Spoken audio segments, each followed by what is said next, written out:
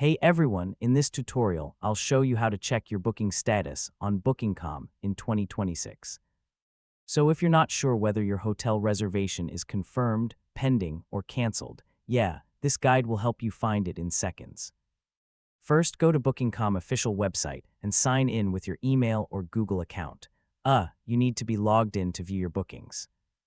Next, click on your profile icon and select My Bookings or Trips. So this section contains all your past and upcoming reservations. Now open the booking you want to check. Here you'll see the status like confirmed, pending, or canceled. So scroll down to see your booking reference number, hotel details, and payment status.